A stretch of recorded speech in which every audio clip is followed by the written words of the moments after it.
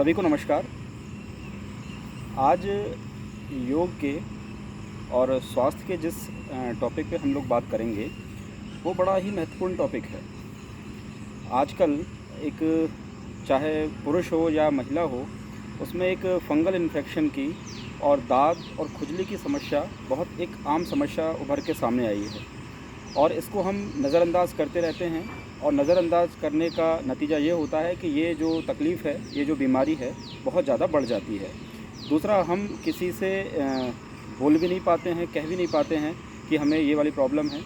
तो आप प्लीज़ इसको नज़रअंदाज मत करिए और इसको बहुत ज़्यादा लाइटली मत लीजिए आप लोग, क्योंकि ये समस्या यदि बढ़ गई तो फिर इसका इलाज थोड़ा करना मुश्किल हो जाता है।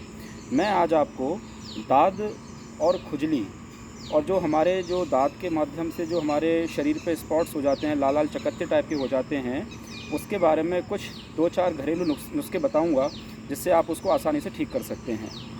दाद होती क्या है? देखिए, दाद होने का मुख्य कारण जो होता है वो एक फंगल इन्फेक्शन के कारण होता है। और दाद को अगर हम मेडिकल टर्म्स में बात करें तो दाद को बोलते हैं टीनिया। तो टीनिया जो है, मेडिकल चिकित्सकीय भाषा में टीनिया कहते हैं इसे, और नॉर्मल आम और जो चलन की भाषा है उसमें हम इसको दाद कहते हैं। तो दाद मुख्य रूप से किन कारणों से होती है, उन पर थोड़ा हम चर्चा कर लें। देखिए, दाद का मुख्य कारण जो होता है वो होता है पसीना। विशेषकर हमारे जो कमर से नीचे वाला जो हिस्सा है, वहाँ टाइट कपड़े पहनने से या लगातार लंबे समय तक बैठने से स्वेटिंग होती रहती है, पसीना आता रहता है और वो पसीना जो है वो फंगल इन्फेक्शन को क्रिएट करता है। उससे हमारे शरीर में जो फंगल इन्फेक्शन हो जाता है उससे दाद या फिर खुजली होना शुरू हो जाती है।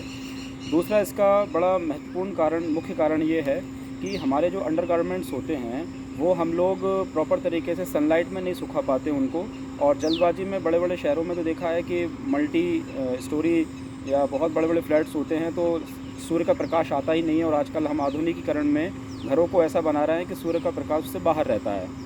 तो दूसरा, इसका जो मुख्य कारण है वो हमारे कपड़ों को प्रॉपर तरीके से सनलाइट का ना मिल पाना, ये इसका दूसरा मुख्य कारण है। और तीसरा मुख्य कारण इसका ये है कि आपके शरीर पे गंदगी रहना, प्रॉपर तरीके से सफाई नहीं होना, ये इनके और कुछ खान पान की इसकी समस्या होती है। जैसे बहुत ज़्यादा ऑयली फूड खाना, बहुत ज़्यादा चिकनी या बहुत ज़्यादा मसाले वाला खाना खाना भी हमारे शरीर में एसिड बनाता है और उससे हमारी त्वचा संबंधी, स्किन संबंधी बीमारियाँ हमारी उससे शुरू हो जाती हैं। तो अब ये तो कुछ कारण हो गए, अब कारणों का ज़रा उपाय भी, निदान भी जान लेते हैं। बहुत सिंपल बताऊंगा मैं आपको, कोई आपको ऐसा कठिन नहीं बताऊंगा जिससे आपको परेशानी हो। बहुत ये सारी चीज़ें जो हैं आपके घर में अवेलेबल हैं और ना हो तो बहुत आसानी से उपलब्ध हो भी जाती हैं। तो सबसे पहले आप इसको जो अब कहीं भी इफ़ेक्टिव एरिया हो आपका, देखिए मुख्य रूप से या तो गले पे होती है दाद, या फिर हमारे जांघों के जो साइड वाला हिस्सा है वहाँ पे होती है। ये मुख्य जगह इनकी ये हैं। बाकी कहीं भी हाथ पैरों में कहीं भी हो जाए तो इसको आप छुपाइएगा मत। तो करना क्या है, आपको सिंपल पहला तरीका समझिए, या पहला आप इसका जो ट्रीटमेंट है वो सुनिए। नीम की पत्तियों को अच्छे से पानी में उबाल लें और पानी को ठंडा होने के बाद में, उसका थोड़ा सा नॉर्मल टेम्परेचर होने के बाद में, या तो पूरे शरीर को आप स्नान उससे कर लें, और अगर इसका संभव ना हो सके तो सिंपल आप उस जगह को कॉटन से अच्छे से नीम के पानी से साफ़ कर लें।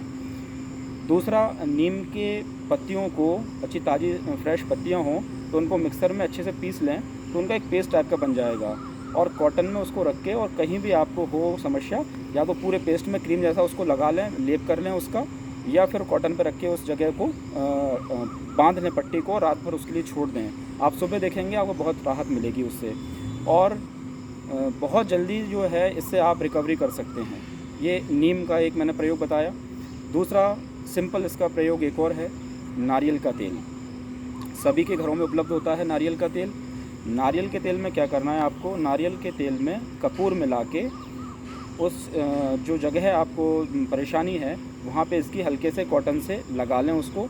आपको बहुत तुरंत आराम मिलेगा इससे, तुरंत। अगर आपको आराम चाहिए तो इससे ईचिंग में और खुजली में तो बहुत जल्दी आराम मिलता है। साथ ही साथ जो लाल स्पॉट्स, बहुत काला सा धब्बा हो जाता है, तो वो भी इससे कम होने लगेगा, बहुत जल्दी इससे कम होता है। तो नारियल का तेल और कपूर बेस्ट ट्रीटमेंट है दाद के लिए और खुजली के लिए। तीसरा बहुत बेहतरीन ट्रीटमेंट आपको बता रहा हूँ, उससे आपको दाग भी नहीं होगा, और आपकी जो स्पॉट्स रह जाता है दाद की खुजली करने के बाद में, वो दाद का स्पॉट्स भी धीरे धीरे कम होने लगेगा। सिंपल आपको पता है एलोवेरा, गंवार का पाठा जिसे बोलते हैं, एलोवेरा को आप क्या करें, एलोवेरा को अच्छे से काट लें और उसका एक लेयर ऊपर की उतार लें और उसको धीरे धीरे उसको जो इफेक्टिव एरिया है वहाँ पे उसकी मसाज करें और थोड़ी देर के लिए उसको ऐसे ही छोड़ दें। ये 3 आपके उपाय हुए। चौथा उपाय जो है वो है हल्दी। हल्दी में जो है एंटी फंगल बहुत बड़ा गुण है हल्दी का। तो हल्दी को क्या करना है आपको, हल्दी का आप पानी में ही उसको मिक्स कर लें हल्दी को, और पानी में हल्दी को मिक्स करके कॉटन से उस जगह पे लगाइए, उससे भी आपकी दाद में और खुजली में उससे आपको राहत होगी। 5वां बहुत सिंपल, लहसुन। आप सब लोग जानते हैं लहसुन जो है वो भी एंटी फंगल होता है। लहसुन में भी बहुत बढ़िया गुण होते हैं खुजली को और आपकी दाद को कम करने का। तो लहसुन का या तो आप पेस्ट बना सकते हैं, या लहसुन का पेस्ट अगर आप ना बना पाएँ तो लहसुन की पतली पतली जो कलियाँ होती हैं उनकी लेयर निकाल लें और लेयर को पट्टी में रख के उसको बांध लें। ये 2 तरीके हैं, जो भी आपको अच्छा लगे उस तरीके को आप उपयोग में लेके आइए। तो ये मैंने कुछ आपको घरेलू ट्रीटमेंट बताए, इनको यदि आप करेंगे तो निश्चित रूप से आप मान के चलिए कि आपकी दाद, खाज और खुजली इन तीनों की समस्या जो है वो दूर हो जाएगी। इसको नज़रअंदाज मत करिए, क्योंकि ये एक इंसान से दूसरे इंसान में बहुत जल्दी ट्रांसफ़र होती है। दूसरा, अपना जो टॉवल है उसको साफ़ सुथरा रखें। अपने टॉवल को किसी दूसरे व्यक्ति को उपयोग ना करने दें घर में, और संभव हो सके तो गर्म पानी में अच्छे से गर्म पानी कर लें, खूब खौलता हुआ। आपके सारे कपड़े एक बार जो पहनने के हैं, आपके जो भी डेली यूजेस के कपड़े हैं, उस खौलते गर्म पानी में उसको अच्छे से वॉश करके धुलकर और सनलाइट में, सूर्य के प्रकाश में उनको सुखाएं उनको, छाँव में ना सुखाएं उनको। आप देखिए कि सूर्य के प्रकाश में जो किरणें होती है सूर्य की, उसमें जो फंगल बैक्टीरिया जो होता है वो उसी से मरता है। बाकी आप ट्रीटमेंट कितना ही करते रहो, लेकिन जब तक आप सूर्य के कांटेक्ट में और सूर्य के प्रकाश के उसमें नहीं आएंगे, तब तक वो इन्फेक्शन आपका बरकरार रहेगा। तो आपके कपड़ों का जरूर विशेष ध्यान रखें कि आप अपने कपड़ों को सूर्य के प्रकाश में और गर्म पानी में उनको अच्छे से वॉश करके और धुल के सुखाएँ। तीसरा, आपको एक और महत्वपूर्ण बात याद रखना है कि आप जगह को ड्राई रखें। जैसे आपको मान लीजिए कमर से नीचे वाले हिस्से में यदि दाद की या खुजली की प्रॉब्लम है और थोड़ी बढ़ गई है, तो आप इसको थोड़ा सा हवा, घर में रहें तो टॉवल वगैरह लगा लें, उसको हवा लगने दें और सूखा रखें उसको। मेडिकल से कोई भी आप एंटी फंगल जो पाउडर आ रहे हैं उनको भी इस्तेमाल कर सकते हैं, बहुत लाभ मिलेगा उससे आपको। तो और नहाने के बाद में आप साबुन का प्रयोग अभी कम करें। साबुन का प्रयोग आप हफ्ते में 4 से 5 दिन करें। आप सिंपल ऐसे ही नहाएं, क्योंकि साबुन में जो कास्टिक सोडा होता है, कितना ही आप पानी से उसको वॉश कर लें वो निकल नहीं पाता है, और ये बड़ा मुख्य कारण बन जाता है दाद और खुजली होने का। तीसरा, कपड़े बहुत ज़्यादा टाइट ना पहने। कहीं आप लंबे सफ़र पे जा रहे हैं तो संभव हो सके तो लोअर टी शर्ट कंफर्ट होते हैं, कुर्ता पजामा, जो भी आपको चॉइस है। तो कहने का तात्पर्य यही है कि बस आप बहुत ज़्यादा टाइट कपड़े पहन के लंबा सफ़र ना करें और लंबे समय तक बैठें नहीं। आप इन ट्रीटमेंट को शुरू करिए, और मुझे आप हमारा जो स्ट्रेस फ्री हेल्थ का जो पेज है उस पर अपनी राय भी लिख के दीजिए। इसके बाद भी यदि आराम ना हो तो कुछ खान पान है, कुछ प्राणायाम है, कुछ योग अभ्यास है, वो हमारे स्ट्रेस फ्री योगा का पेज है, उस पर जाके आप लोग सीखिए। जो प्राणायाम है, जो आसन है, वो हमारा स्ट्रेस फ्री योगा के पेज पे आपको मिल जाएगा। और इसके बाद भी अगर आराम, वैसे तो लगभग 100% आराम आपको हो जाएगा।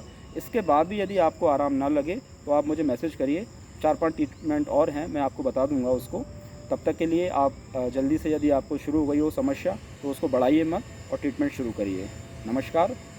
और मेरा वीडियो आपको कैसा लगा ये ज़रूर बता दें आप मुझे, और कोई बात समझ में ना आई हो तो मुझे अपनी राय अपनी कमेंट बॉक्स में लिख के दे दें। तब तक के लिए मैं अनुपम भारद्वाज आपसे विदा लेता हूँ। नमस्कार।